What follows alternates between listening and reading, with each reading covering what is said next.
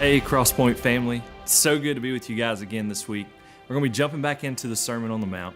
In this section, Jesus' Sermon on the Mount holds back no punches. He confronts many misinterpreted and often wrong applications of particular Old Testament laws. And what this section reminds me of is this game called Telephone.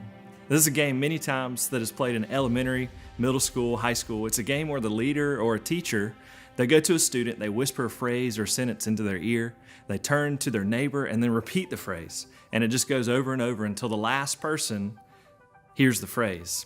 And the object of the game is for everyone to be passed the same piece of information. And by the time it gets to the last person in the room, they announce the message that was passed to them and see how close it actually lines up with that original message the teacher gave that first student. And so most of the time, depending on the complexity of the message, the final message is sometimes a distortion of what was actually given at the beginning.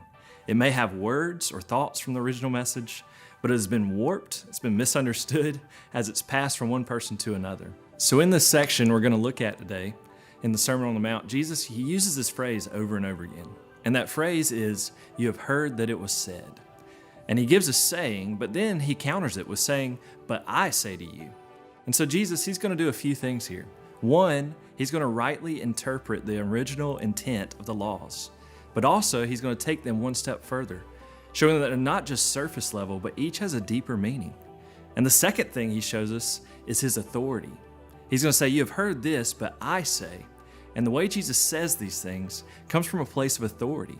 He is showing them that, listen, those scribes, those Pharisees, they've been teaching a half gospel. They've been teaching half truths. These scribes and these Pharisees, these church leaders, they're basically teaching that as long as you're good enough, you'll be okay.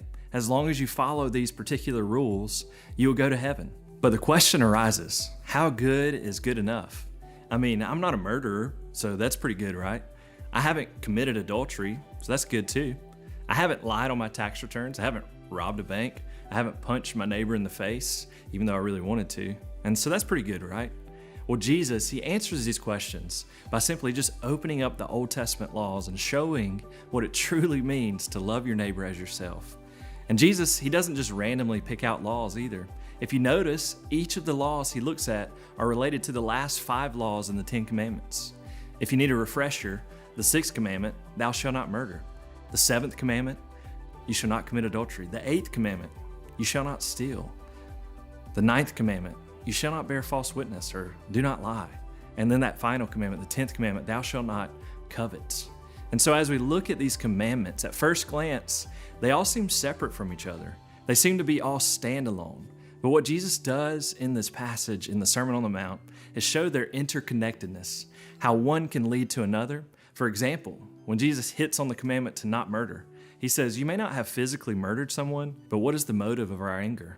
What does that lead to?"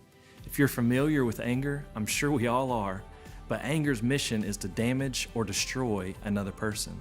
And so if you claim to be a follower of Jesus, but more often than not have a spirit of anger or hold bitterness toward others and ill will toward others, have you truly embraced Jesus? Have you understood the second greatest command that Jesus gave to us, and that is to love your neighbor as yourself?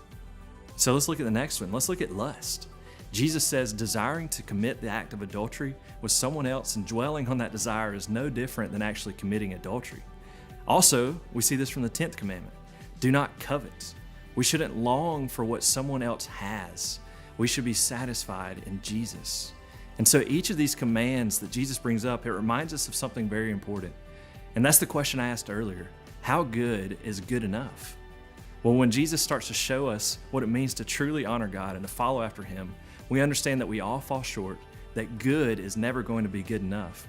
And that last verse in this section, Matthew 5:48, really sums it up. You therefore must be perfect, as your heavenly Father is perfect. Well then, how will we ever achieve perfection? I hate to break it to you, but we won't. Only Jesus can. And that's the truth that we see here. No matter how good we seem to live this life, we're still going to fall short. We're still not in control. We're still not able to save ourselves. And that's okay. Because as believers, we know who doesn't fall short. We know who is in control. We know who is able to save us, and that is Jesus. We strive every day to be made more and more like Him.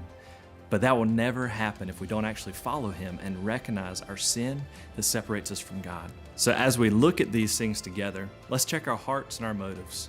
Are we trusting Jesus in our everyday lives? Or are we letting sin rule our lives? What's in our life that we need to trust in God more than in ourselves?